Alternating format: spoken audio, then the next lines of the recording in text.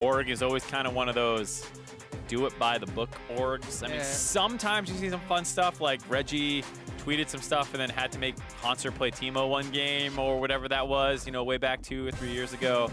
But their obvious trend is that they are very business-like in their approach. So, especially coming into today where they didn't know if they would be playing for the future or not, I'm sure they practice very seriously, and they'll probably just follow that game plan here.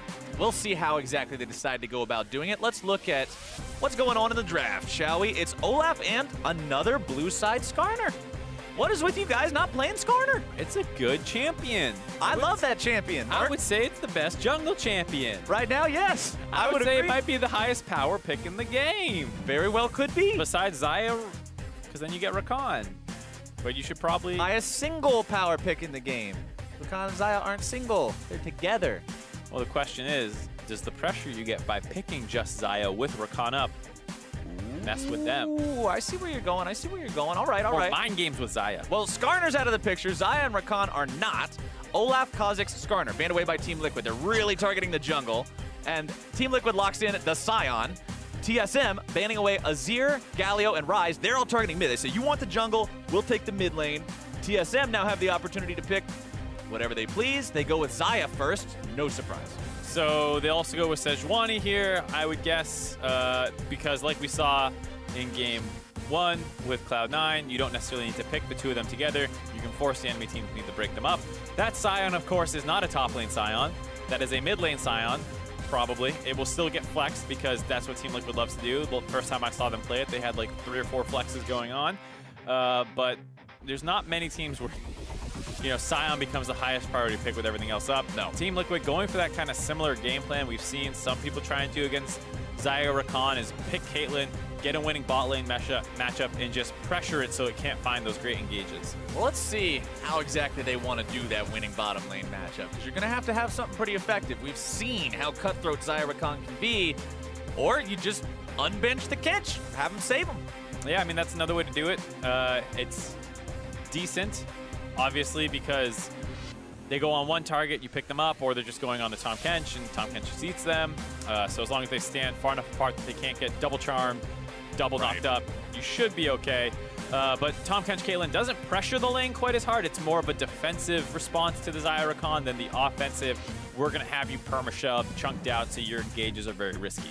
Well, the response from TSM Academy, obviously, grab the Rakan. Imagine, you have Xayah, Rakan's open, you pick Rakan. That's going to be their first part of the draft. Let's see how they go into the second part of the bans here now. These teams recognizing that the bottom lanes have already been picked up for both sides. You've got a solo laner of unknown origin on the side of Team Liquid, TSM having themselves their jungler. And so they'll target the jungle pool a little bit here, aiming for the Jarvan. Yeah, the Jarvan's a little interesting. There's enough other junglers up. I mean, Olaf, Skarner, Kha'Zix. Those are kind of bans in anticipation of the fact that they were not going to pick Xayah, Rakan, or Galio, is what I read that as. So they didn't want to give up an early rotation of like some form of Xayah, Rakan, plus Galio, plus one of these junglers or something like that. So they were just banning out these kind of crazy snowball comps that you see. But now it leaves a very pinched jungle pool for hard. I mean, the Zac is still available. But that doesn't really work when they're more of a defensive team comp thus far.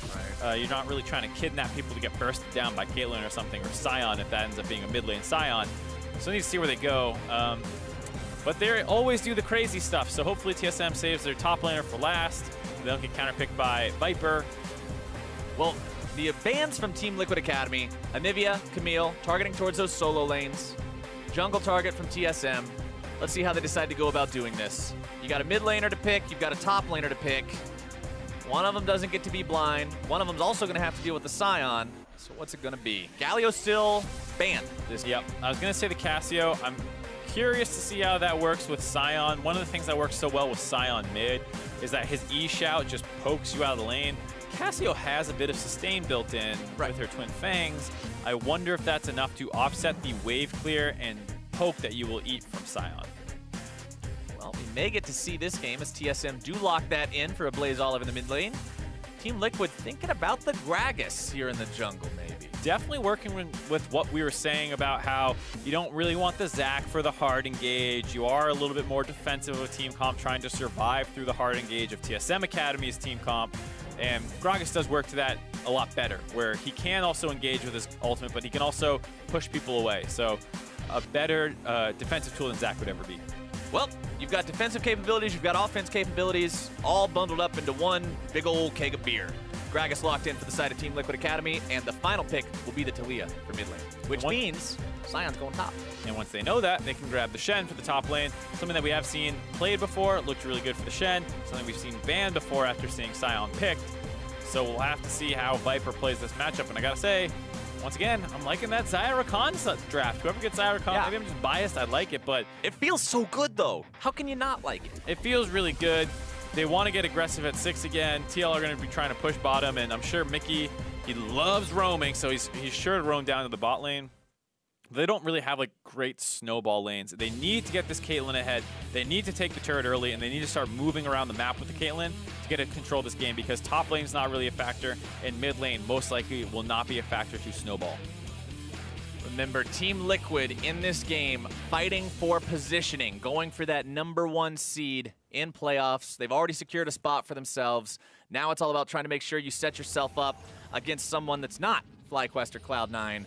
Instead, they'll be gunning for whoever that 4th place team is. But remember, it won't be TSM, who were just eliminated thanks to the efforts of Echo Fox Academy. And what's crazy, too, is with CLG Academy's efforts, we will have, if they win, a 3-way tie heading into the final week, which will lead to a lot of fun trying to get that last seed, or first seed figured out. Could be some very explosive games once that time rolls around. But for now, we're a bit more concerned with exactly how things are going to play out on the Rift here. Can the performance of a BlazeOlive's Cassiopeia step up to the same level of what we saw from Demonte in the previous match? You know, I would be surprised if he could do it, because Mickey is a much more formidable player, and this matchup is not quite as easy as the Galio one. Mickey and a BlazeOlive feel very similar in a lot of ways. Whenever you see them get their Azir, they're going for these crazy Azir sets. They're always shuffling in. This time around, not doing it. He's going to have the Cassio, and at least a very interesting matchup between these two players, where they're always just going seemingly over-aggressive onto each other. Well, since we're talking about aggressive, I'm going to go ahead and address the not infernal elephant in the room. There's no infernal Drake early on, Mark. Pack it in, boys. We don't get to see the early aggressive neutral plays. Instead, it'll be up to the players to find some other motivations. I mean, at least it happens in the TLA game. These guys are nuts. I'm sure they will continue to play crazy, despite the fact that this comp is not a crazy comp. But every time you say that about TLA, it's like, oh, well, they have the scaling advantage in their weaker early game. Mickey is, for some reason, roaming around the map on Azir. So I am sure we'll still get a healthy dose of action here. They have the scaling advantage. The early game might be a little bit weaker. You've got champions who are adept at kiting backwards, but it's Team Liquid Academy, so we might just see them going full force forward. A little bit of a tongue twister. As TSM take level 2 in the bottom lane. Not really a chance to go in. Shady not going to look for a grand entrance to start things off here. I'm sure you and Joey will just be happy hanging out, farming up. Like we said, the answer to the Xayah Rakan here is a very defensive one from TLA. Yeah, and like you were saying, though, it's be interesting to see if they actually play it defensively. I'll make a bet with you. At some point, Joey will Tom Kench ult somebody in, leaving Shoryu alone and to die. Okay, so Joey ults somewhere other than bottom lane with somebody that's not Shoryu. Well, maybe he kills Shoryu too. At some point, there will be an aggressive Tom Kench ult that kills Shoryu. Okay. That's the bet. All right, what are we betting? I don't know. Pride. Pride. All right, Pride is on the line. That's what we'll bet as to whether or not Shoryu gets accidentally killed by an aggressive Tom Kench ulti. Meantime, Brandini continuing to look for opportunity here against Viper in the top lane. Really even farm between these two guys. You talked about how the Shen can kind of be a counter matchup when picked into this Sion that seems to be getting so much popularity these days. I think he wants to avoid that poison, get down as much wave clear as he can to try to shove these minions up, make things a little bit difficult here in the mid lane for a BlazeOlive. You can see the extra biscuits, the biscuit delivery rune over on Mickey, providing some extra sustain for him, as well as extra mana. Right, exactly. With the changes that came into Talia, I forget exactly when it was, but they upped the mana cost of her Q, her wave clear. Getting that extra bit of mana through those biscuits will help her continue to shove in these waves. And as a rune that we don't see super often, just to explain for anyone who may not be aware, Biscuit Delivery not only functions as a bit of like a charge of a corrupting potion, giving you back some health and mana, but you get a permanent mana boost every time you eat a biscuit. So Talia will be very happy to have that, and if she ends up building some of those mana synergizing items, well, it works really well, really nicely with those. So early on, the Caitlyn lane starting to get control bot, top lane, just some meatballs hitting each other. What's new? I mean, last time I was talking about the meatballs hitting each other, there was a flash forced. Yeah. And the observers made sure to let it be known to me that they knew it was going to happen. As I called them out for showing me it. Setting you up. Yep. Sure, you and Joey trying to move out a little bit with some of that pressure there in the bottom lane. Brandini's not having the best time here in this 1v1 against that Scion. Those slamming the minions in for the slow and the harass constantly like you talked about proves to be very effective even against a meatball champ before he gets extra tanky. And what, of course, everyone remembers is that game of Team Liquid versus 100 Thieves in the LCS where Impact absolutely destroyed the Scion with Shen, but that was as a result of some pretty poor trading on Sumday's part where he was missing a lot of his E's, he was getting the pull through on him a lot to get the extra damage, and then he lost his flash in the 1v1, and then he got re-ganked, and the lane just snowballed horribly, and it's not necessarily an accurate representation of the matchup, whereas this time around, yeah, Brandini got poked out pretty hard, but he teleports back in the lane now with the cowl. Viper grabs the catalyst, and you're probably not going to actually see too much more volatility now that they've got their first item, but we'll have to see. I've been wrong before about what top lane's going to do. We'll see what happens. Grig hangs around the mid lane thinking maybe there's an opportunity here, but the answer is really no, considering he still doesn't have that ultimate up. Remember, we always look to the junglers once they have those ultis to maybe be thinking about making a big play, especially when you've got Sejuani and Gragas in the same game. So as they crest that mark, about halfway towards it right now from level 5, we'll see if they can decide to get themselves involved anywhere. Bottom lane still a good way away from it, only just now hitting level 5 once to Shoryu and Mr. Rawlas. Shady goes in, and there you go. Tom Kent cheats him away to safety. Interesting rune choice here by Shady, taking Airy. Generally, we've been seeing the Unsealed Spellbook, as it gives you more flexibility in the lane. If you're landing a lot of W's, you can take that, you can ignite people, burn them down, and then if nothing's really happening, the next time you go back, pick up that TP, and maybe you can make some plays around the map with it. The Airy, much more lane-focused, I would say, given that it should increase your trading and defensive usage. And maybe they were concerned about the Caitlyn being too strong, so they go for the lane-focused rune choice. And I like seeing that. I like seeing adaptations based on the runes. I mean, the entire purpose of the rune overhaul is to make it so you don't just take flat armor yellows, flat damage reds, yeah, whatever else you took the other CDR blues, yeah, or MR if you needed them. Right. The goal was to provide more choice, provide more adaptability between games. So I like the fact that Shady says, you know, this is a game where I do need to adapt. This is a game where I want more of that upfront power as opposed to the indirect power of having extra summoner spells or making a return to lane a bit quicker. Shoryu and Joey will continue pushing up, though. Tom Kent utilizing that tongue lash to keep them at bay, provide a little bit of extra damage with Shoryu's long-range auto attacks. We'll have to see when this game starts breaking open. Like we always say, the level 6s, Mickey having his in particular is important because he is the primary roamer on the map and will therefore be the biggest threat. But here we go. Mickey in some trouble. Has to get himself away from that one, utilizing the cleanse. That tech choice on Talia, paying off there to escape the game. Tech choice. Tech choice. Yeah. I like it. With the jungler showing mid, though, it looked like TSM's bot lane probably wanted to get aggressive there, didn't really find the angle onto it. And while Mickey did lose the cleanse, not the end of the world, he'll still be trying to clear these minion waves out so he can start getting around the map and start hitting people. Where are the big plays going to be made? We saw an attempt in mid lane, but Cleanse shuts that down rather hard. And speaking of hard, where are we going to see the Gragas start to focus as well? There's so many opportunities, only so many opportunities you can find, as everyone seems pretty content with the passive nature of the game right now. Everybody just wants to farm up, get to that point where you feel a little bit better about where everything's at. Both mid laners going with the tiers, moving towards those Archangel Staves that we talked about being so prevalent and so powerful as a first item. And it's an interesting game because I do think TLA should be playing it slightly more aggressive. They don't necessarily get outscaled in terms of how the team comps interact, but their backline does get outscaled. I would take Casio and Zaya over Caitlyn Talia. And if they engage and they whiff it, then I actually do like TLA's because you have this Rakan who went in, blew his combo, maybe Tom Kench saved somebody, and they are able to pelt people down. So despite the fact that I do like the backline of TSM's Academy a lot more, I like how TLA has a lot of defensive tools and a bit of a range advantage. Well, TSM Academy has themselves a 300 gold lead right now.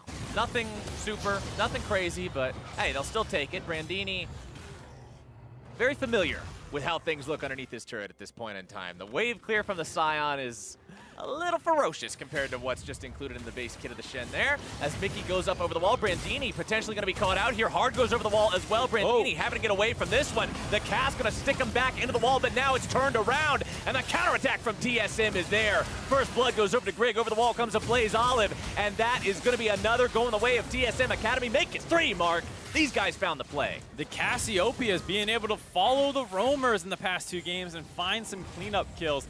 Also huge, the fact that Shady was out of lane, influencing the map, and the Tom Kench and Caitlyn were resetting on the map. Huge moment there where they were able to read the roam by Mickey, as well as some misexecution. They easily could have got a kill there if he lined up the Qs a little bit better. Not really sure where he's going to flash, so hard to fault him too much for that. But they just didn't quite have the damage. The ults came in late, people were backing off, they weren't all on the same page. Definitely felt like 1 kill got away from them there, but even after that, it's a 3v4, so you're still in a lot of trouble. Just really great read on TSM's part about where that fight was going to break out.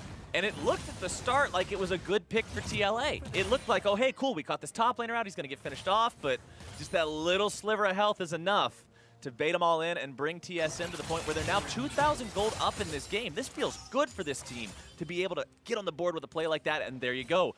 Archangel's staff done for Cassiopeia.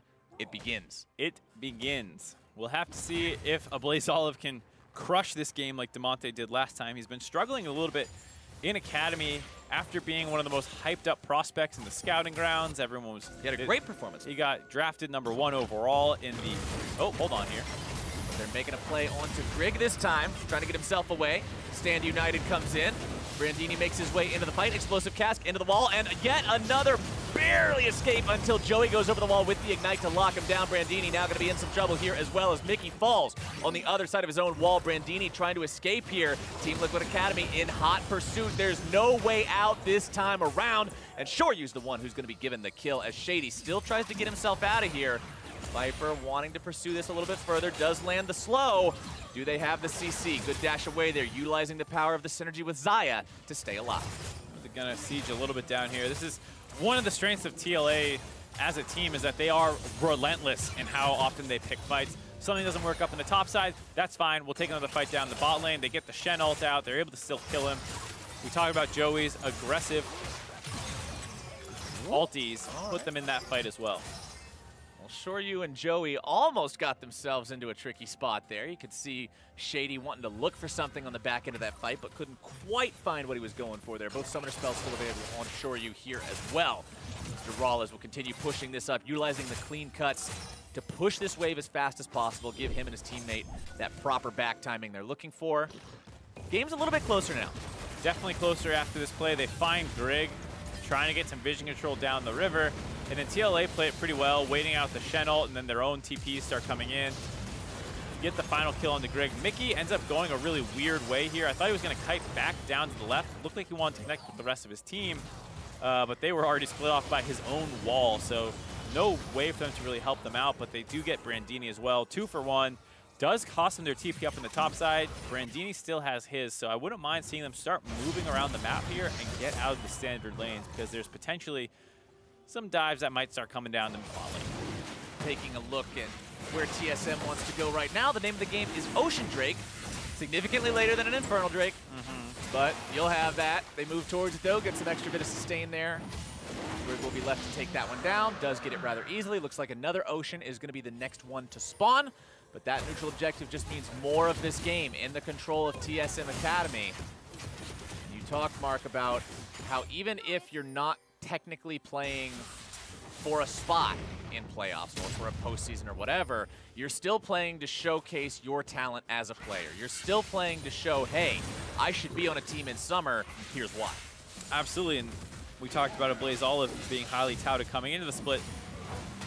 Been a little disappointing, all things considered, thus far, having some struggles in the mid lane, and this is a great game to show that you are improving over time. You get the Cassiopeia, you get some kills early on. If you can take this game over Demonte, that's huge, you know, because we just saw a huge performance out of Cassiopeia on him. If you're comparing these two as a potential mid laner that you want for your Academy or LCS squad, here are two games that are eerily similar to compare them. Right, you want to stack up. You want to make sure they're not just looking at it and say, well, why would I take this guy when I could have this guy, as Grig moves into the jungle of that guy and forces Hard away. Got John Gruden on the cast with me. Well, TSM, they're still feeling pretty good about the rotations here. Slithering a Blaze Olive down into that bottom lane. Mr. Rawlez and Shady will continue applying the pressure here onto the Tier 1. Knowing they've got potential backup nearby, they're not too particularly afraid. And let's be honest, there's not a lot of engaged potential coming out from the Team Liquid Academy bottom lane unless, like you said earlier, Joey decides to bring somebody to the back. He's 1 for 1 on his aggressive Tom Kenshalt usages, so we'll see if that keeps up. Now Mickey getting caught out a little bit there. Mickey gets himself away, though. Good feat there. Sidestepping away from the second part of the flail from Grig. Grig decides not to utilize the ultimate as well. Just going to leave mid lane there for a Blaze Olive to continue doing what a Blaze Olive does, applying that pressure and constantly keeping Mickey having to answer. Pressure down the bot lane has kind of flipped to TSM side, was on TLA's. And this was one of the concerns with the draft that you run into a little bit, where you don't pressure hard enough early on with the Caitlyn. Starts falling behind the Xayah Rakan. It's such a powerful duo. Every time I see it get handed over, I'm scared to see how it's going to go. Only a 10 CS lead right now, and they are starting to wear this turret down. And of course, Mr. Raleigh is one of the best AD carries down in Academy here, so it's no surprise to see him doing well. Mickey, one Twin Fang away there, maybe two, from getting picked off by a Blaze Olive. The Petrifying Gaze comes out, doesn't find the stun, only the slow. If that was a stun, that's 100% a kill. Oh, yeah. But a Blaze Olive is just constantly in control here in the mid lane. That's the difference between the fully evolved Seraph's Embrace and only the just now purchased Archangel Staff. It creates a massive power disparity. Yeah, and with that, Cassiopeia is able to start roaming down, sync up with that bot lane that we were just saying is starting to get pressure on their own to actually take the first third of the game here. Team Liquid Academy wanting to try to make a fight out of this one, but instead, they're the ones who are going to be in a very rough spot. Now, Joey pops the thick skin, now going to be the target. Grig still looking to make the moves. Caitlyn devoured up. Grig going to be stand united, kept alive for now, still looking to walk away. It's hard into the back line, almost able to find the damage, but not just quite. Brandini comes in, a Blaze Olive able to grab the kill onto Hard. Viper also going to be falling down now. A Blaze taken down by the dead body of Viper, and that is 2 for 1 in the favor of TSM. Still a great play for them overall. They grab the turret, they get the 2 kills. They also get a global advantage now, as Shen, getting chunked out a little bit, will have his TP still available. So things are looking pretty good here as the gold lead goes up to about 3,000. Crazy stuff happening in the bottom lane. It was looking like nobody wanted to rock the boat, but now it's Mr. Rawlez who has to escape the wrath of the unbenched Kench. He flashes away from the tongue lash and he'll be all right. He walks away from the wall from Talia, and woo, it's all in the rearview mirror now. That's what matters. I believe his ult was up there. It was interesting to see him go for the flash instead. Anyways, take another look at this fight first. Hard drops the ultimate, trying to split people away from his backline, buying enough time for Mickey and the rest of the team to show up. They try and find Grig, and once again, it just feels like it's really hard for them to actually finish him off. The Scion ult whiffs, doesn't actually hit anyone, so Grig's able to actually walk away there despite the fact that he should have gone down. Viper is now in the middle of the team and does get the cleanup kill, but if they could have finished off Grig at the beginning, this could have been a 2 for 2. Can't underestimate the power of the dead Scion. Those auto attacks, it's got some like maximum health ratio on it or something that makes it do incredible amounts of damage. And that's why it's a strong level 1 when you're inting to die and you int the enemy buff and take it and then go to the because it has the max health damage on there. Team Liquid Academy, they were at least able to respond with a kill. That's a good sign for them, right? You don't want to just lose your turret, lose 2 kills for free. They got something out of it. It's still a bad trade, but it's a trade instead of a gift. Absolutely. So TLA, they're not going to lose things without a fight, as you can kind of see their mentality there. But the problem is they are still losing things, and they need to start finding their own plays that work out. The one roam up to the top side did not work out. The fight in the bot lane, or bot river, excuse me, where they caught Grig was good. They're trading blow for blow, but TSM feels like when it goes well for them, they're able to trade up a lot better. TSM now moving on to the Rift Herald, saying that they've got yet another objective in their sights. Doesn't look like there's going to be any contest, really, here for this one. Mr. Rawl is providing the damage, so Grig can grab that eyeball, take it up to top side, and potentially make yet another turret push here. I'd like to see them potentially save it for mid lane. I think with the amount of pressure that they have with their bot lane already, they can probably set up some play around here and just force it down themselves. You don't want to be too greedy, of course, because some people get into that mindset and then they just hold on to it and it runs out, and it basically worked as a glorified Baron recall for a couple minutes. And then you just throw it into a random lane and it kills 3 minions and dies. Yeah. Feels really bad in those situations, but at the same time, we saw the Caitlyn topside. It always feels so bad to push into Caitlyn. The trap line is such a nuisance to have to deal with, so not using Shelly there, totally understandable. You do have 4 minutes to think about exactly how you want that one to play out. TSM Academy still feeling all right now. 3,500 gold up compared to Team Liquid Academy. Items coming online. You got your Titanic Hydra for your Shen. Warmog's almost ready to go for that Sejuani. Essence Reaver plus a Zeal on the Xayah. Things are starting to come together. The pieces are falling into place. Leandri's also the choice yet again here for a Blaze Olive. And like you talked about with the item changes, very good for melting some of these tanks. And there are 3 of them here on Team Liquid Academy's side, so he's going to get a lot of value from that item. I want to see what Talia ends up going next. It's been strange place for her in the meta a little bit. She can go the Archangel. She does spam, does want a big mana pool. That's all fine. But where you start going from there is where people have some questions. You do see Leandri's a fair amount. She does stay in the fight for a long period of time, just constantly pelting people with her threaded volleys. But it doesn't feel quite as effective as some of those other champions who are constantly AoEing multiple members down, like the Miasma and the Qs and the Es that Cassiopeia can do. Exactly. It's not what's good, it's what's the best. What can I do to really give myself an edge in this situation? Baron now live, by the way, as we are past the 20-minute mark.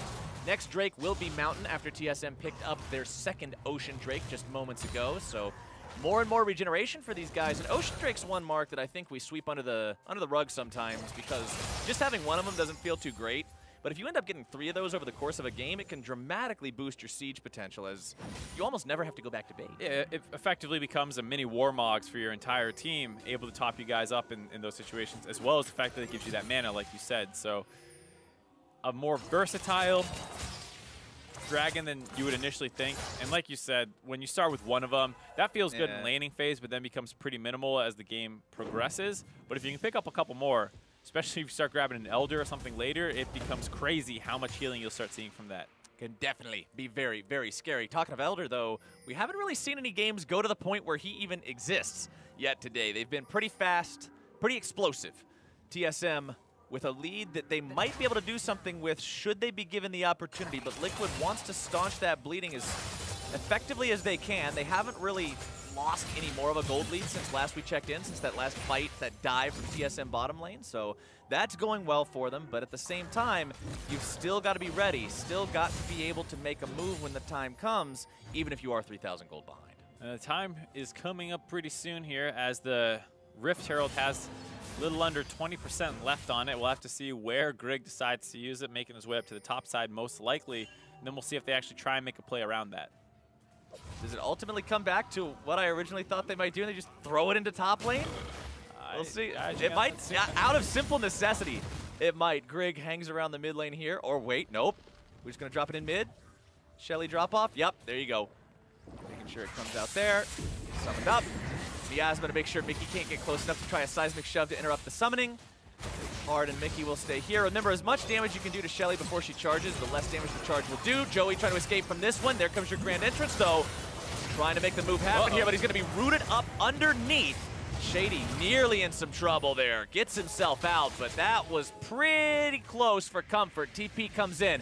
Viper wants to make this one happen. Shady, very low, still has to try to get away from this, but instead he's going to be brought down nearly. Tries to dash out, still going to be caught as Mr. Rawlins attempts to escape. Sidesteps the Decimate. Mickey taken low, but it's a double kill over to the side of TLA. 3 kills head their way as Joey picks up the last one on the Brandini. We talked about when they were going to have to pull that trigger. Right then is the perfect time. comes off the back of a mistake from Shady, who overstayed in the top lane. TSM does trade back with that mid lane turret, but it might be the best of a bad situation because TLA wants to take the whole arm right now. Here comes a Blaze Olive, not able to find the Petrifying Gaze onto the enemy mid laner to grab the kill, but he does enough damage to force TLA away, shutting down that Baron. Critical right now for TSM. Doesn't only shut down the Baron, but it stopped them from going for the top outer turret. They chose to break off of that push. There weren't that many minions with them for a little bit, and they said, let's just get the Baron, but they got shoved off of it. So this is after Shady had already got chunked out, lost most of his health, and used his ultimate. So he's an easy target for Viper here, and I really love the coordination by Mickey and Viper. Viper flashes forward for this, forces Mr. Allswag forward, and then they layer it with the Talia W underneath. So he either stays in melee range of all these champions, or he runs into the W, chooses the W. It's death either way. He ends up going down. Beautiful synergy between Mickey and Viper. They find those kills, but they didn't grab any global gold. So still no turrets in their favor, still down 3,000 gold. It was a good attempt, but some questionable decision-making after that leads to them to stay in the same deficit. And that's so much of what building your League of Legends lead comes to, right? Is not just, okay, who can we kill and where, what can we get from it? You always want to make sure there's some kind of a payoff. The trophy shouldn't be the kill itself, it should be what comes after the kill. And unfortunately, for Team Liquid, yeah, you won the race, but you forgot to pick up your trophy before you drove home. You ran without the baton. Yeah. I don't know. Exactly, yeah. You got all the way to the finish line only to realize the baton's still sitting on the sideline, and the whole thing just feels a little bit unfulfilling. But knowing they can win those fights is pretty big for them. And on the side of TSM, knowing your limits is important because Shady really put himself in a pickle there. Yeah, I think that's the critical point, is that while TLA punished a mistake by TSM, it was still a mistake by TSM that ended up leading to that result. If they clean up their engages a little bit, because that's what we were saying, the TSM comp will be the one engaging. If they do it correctly, I think their comp will win a lot of these fights. But if they mess them up, they have to be very, very careful because Shoryu and Mickey can do plenty of damage with their champions. Reek moves in towards that Scuttle Crab. Baron Scuttle Crab, more and more valuable as time goes on to just keep a little bit of extra vision around the area. With this game getting later and later into the 20-minute section, you will see teams start to posture towards this objective, wanting to look for that opportunity should they get the chance. Mr. Wallace and Shady going over the wall, looking to make the play here onto that enemy jungler. Hard's in some trouble, tries to flash over the wall, still going to be taken down. Joey now gobbling up that mid laner, keeping him safe, but it's TSM Academy that have found the pick, and now they will look to find that trophy for that kill. Moving over onto Baron Nashor, forcing Team Liquid Academy to respond to this one. TLA moving in, Miasma will still zone them away. Viper wants to come into this. They recognize the sound of the ulti. They immediately move to counter this as Viper now finds himself alone in the 1 versus 5. He'll buy time, but how much can he actually buy? He accomplishes very little with his death. The damage onto the TSM health bars is not substantial. They move right back onto the Baron. 10 seconds on Hard, very far away. They have all 5 members left. They can potentially burn this Baron down. There's no one who has a really big smite threat, so they just need to play zoning duty while they finish this. A Blaze Olive moving forward to protect Brandini, keep the Team Liquid Academy members away, now falling right back towards the Baron, providing the rest of the DPS. Well coordinated, well done by TSM. They get the objective. Really nice play by them, and I especially liked how they saw Viper ulting through the mid lane and peeled off the Baron to move towards him, because if they allow him to connect with the rest of his team, he can start frontlining for that Talia and Caitlyn to walk forward and try and scare them off Baron. But because they move towards him and kill him, there's no follow-up. They get the free kill on him, and then they can go back to the Baron. Very intelligent play by TSM from start to finish in that sequence. Team Liquid Academy will now move over to grab themselves this Earthdrake, though. Getting that will shut down maybe some of the pushing potential from TSM, but they're still Baroned up. Yeah, there's a Banner of Command finished by Brandini after that as well. No minion dematerializer, so TLA's comp also not the best with engage. See it. Captain Flowers is sweating. Monka S. Monka S, you know what this means. When you're, for those of you who have missed the past week of professional League of Legends, when you have Baron and you have Banner, they've got to come to you. So this all starts because you get the pick off from the jungler. At this portion of the game, and especially around this part of the map, he is maybe the most important member that you can pick off, because now there's no way to really contest Baron. So the enemy team is forced to fight it. It removes one of their options around it. So they move up there and they start this Baron. You can see that he was very far away, so when Viper ults through the mid lane, they actually see him on the creeps, and they all turn off Baron and chase him down. So Shoryu is trying to play catch-up duty to his tank, who is now the one out of position. So there's no front line. Mickey's trying to help people and scare them away, but it's just all too easy for TSM to go back on the Baron after that pickoff. Very intelligent play by them. Now let's see what they build with this Baron buff lead. TSM has the buff for another 2 minutes. They want to push onto these tier 2 turrets, break that inner line, and see if they can go even further. But Team Liquid Academy will do everything in their power to stop it. That Baroned up banner minion just does not care. This thing does so much damage to turrets. 2, 3, 4. Mambo number 5 takes it down. Easy. 1. Ooh. You gotta do the count if you're gonna count. The 1. shots. Yeah. All right. We'll do it the next time. If you're gonna count, at least put on a cape. All right, we'll try to ask some of the production guys around here, see if we can find a cape specifically that we use during the Baroned up banner minions. The banner cape. As the push continues in the top side, it continues here in the mid lane. Baron alive for another 1 minute in terms of the buff on this TSM squad. They've still got themselves a 7,000 gold lead. They're still sitting rather pretty.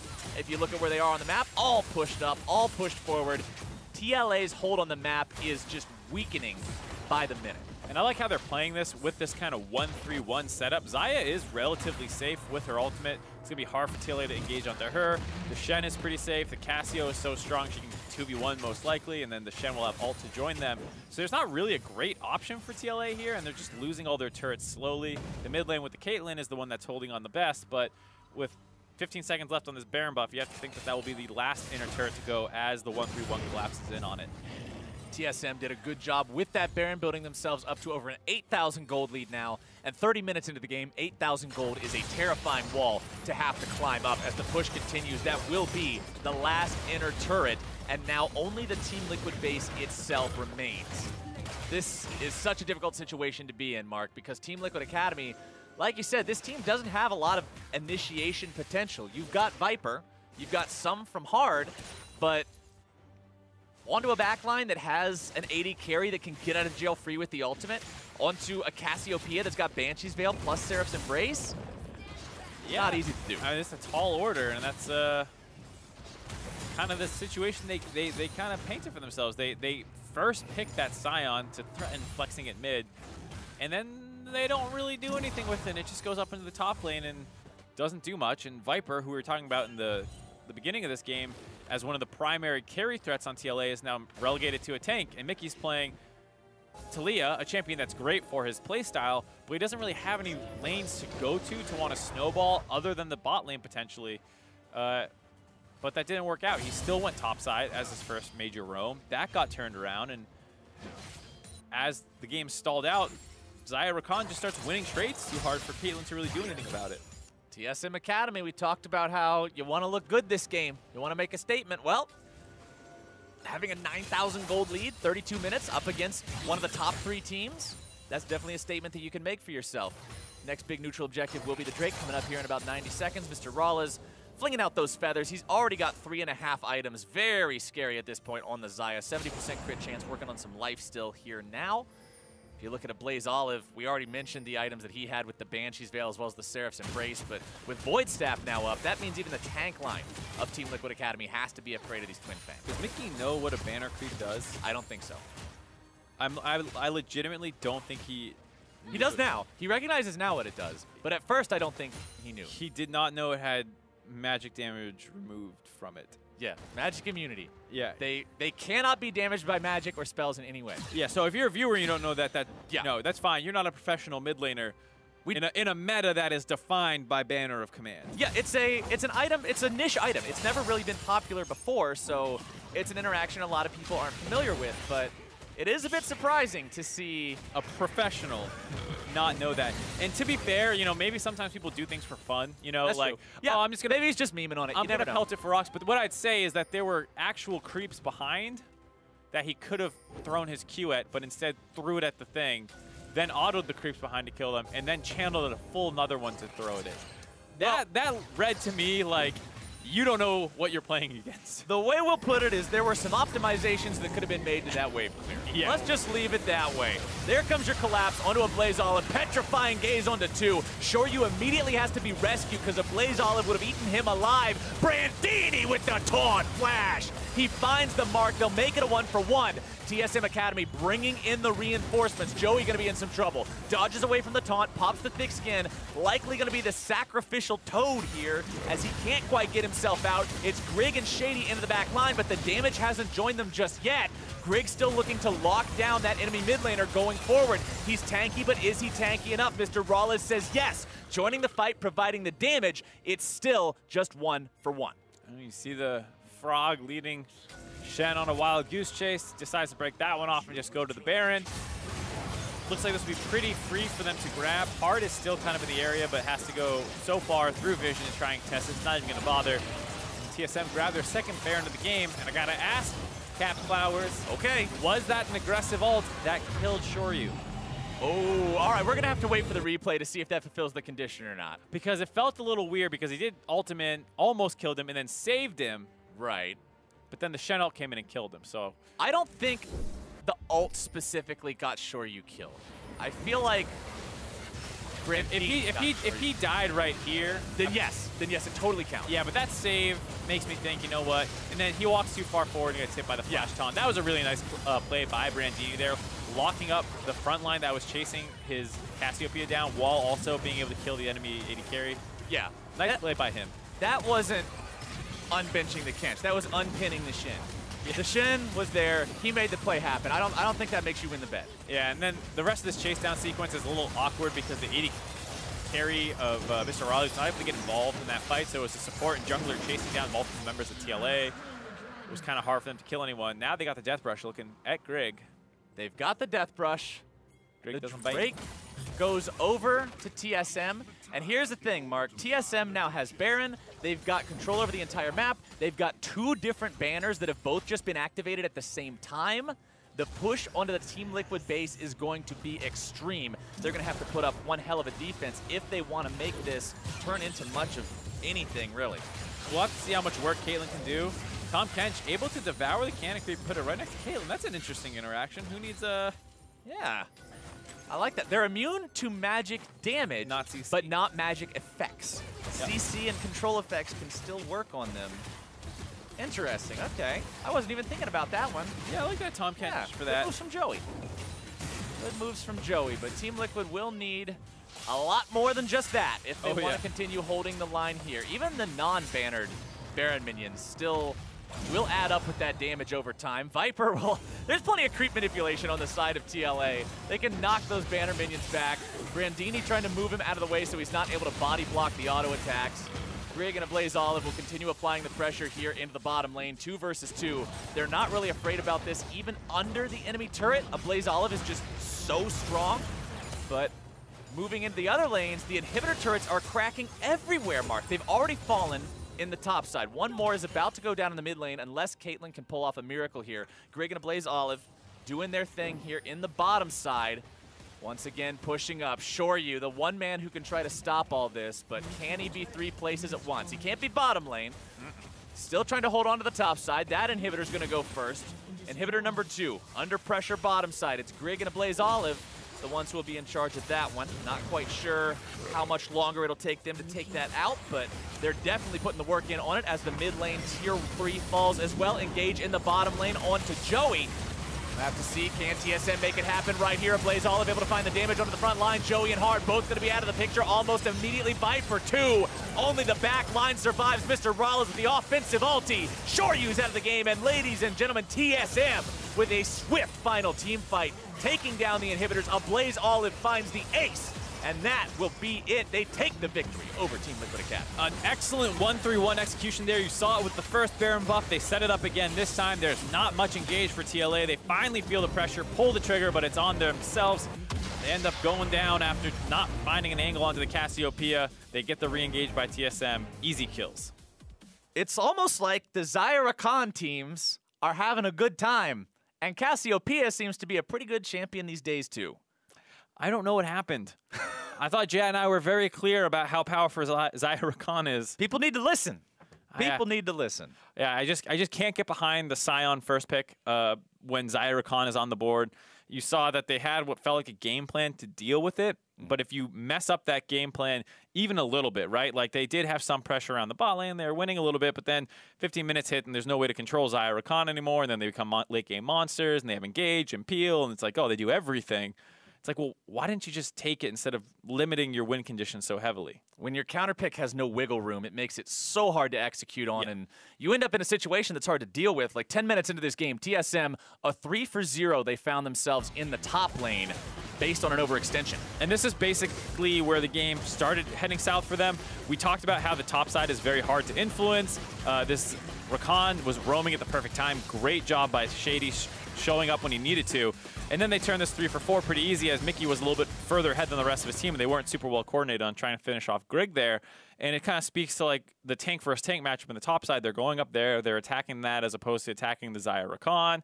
That gets turned. Now the top side's not going well, and your bot side is just going even this whole time against what will be an outscaling bottom lane. But as we discussed during the game, Team Liquid Academy is not the kind of team to just sort of passively accept losing the game. They're always going to look to make moves and keep themselves in the game. And 23.5 minutes in, they found themselves their own 3-for-0 in the top part of the map. But it did feel like they might be a little too greedy to get back into the game. Shady gets over-aggressive here, ends up walking on a trap, gets hit down very low. This forces the Shen ult reactively. During this, there was a Shelly that was dropped in the mid lane. So TSM are kind of all over the map right now, split focus. This allows Viper to get the ult in from behind. The easy kill into Shady he's already lost everything. Mickey gets the ult up to the top side, and then this is just beautiful layering of skills. You get the Q to force him back. You get the W to force him back again. Doesn't want to do it this time. Ends up getting killed. That 3-for-0 is great. But what do they get off of it? They go to Baron. The two members of TSM who are left alive in the mid lane are all it takes to force them off of that. They don't get the top turret. The mid turret's still alive at that point. Bot turret's still alive. They had no objectives to speak for. And that kind of continued after some bad macro calls. And that was the biggest difference between these two teams for me. You get a 3-for-0 on Team Liquid Academy. You don't have anything to show for it. TSM goes 1-for-1 and gets a Baron later on in the game. And that second Baron ends up leading to the final fight where they finally lock the game away, get themselves the victory over TLA here. Right, and this is just desperation. They're getting 1-3-1 across the map. They don't have a good way to deal with the actual Baron pressure. They don't have a good way to engage. They try some desperate Hail Mary attempt after Hard had already used his ultimate, so that wasn't even available. It gets easily countered out. Like we said, both Cassiopeia and the Xayah have plenty of tools to dodge out on that, and then it's an easy re-engage for Shady for them to pick up those kills. So it was very quickly the beginning of the end. Once you saw TLA's comp fall behind, they don't really play that well from behind. They want to be sieging up on you. They want to force you to stop their siege, and then they can use their defensive tools. Once they're already pinned in their base, there's not much they can do. Yeah, it was a situation that once you were in it, there weren't too many ways out, but a different situation that has actually found itself to be very interesting is TSM specifically. Now, contrary to what we believed earlier, our stats people have informed me that with this win, TSM is still in the running for playoffs. However, it is not entirely in their hands. Echo Fox owns the head-to-head, so they need to at least have a 3-way tie. If there is such a situation, there is still a world for all you diehard TSM fans out there that your team in Academy can still make the playoffs. It's possible. Yeah, there's one where CLG beats TSM, I think, and TSM beats CLG, and then CLG beats Optic can result in this kind of circle of people. It's a messy situation. But it can happen. It's one of those things where you're going to have like straws and like just this crazy like diagram made. You're just trying to connect things. You got board behind you with strings attached to tacks and pictures of people. You're going to lose your mind trying to track it all. Don't worry about it. We'll update you as things happen. We have people for that. They're able to figure it out. They know how to attach all the strings to the tacks and everything else, but stay